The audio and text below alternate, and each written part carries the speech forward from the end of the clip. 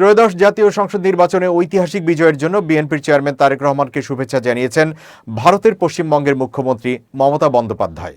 শুক্রবার দুপুর নাগাদ তার ভেরিফাইড এক্স হ্যান্ডেলে দেওয়া এক পোস্টে এই শুভেচ্ছা জানান তিনি।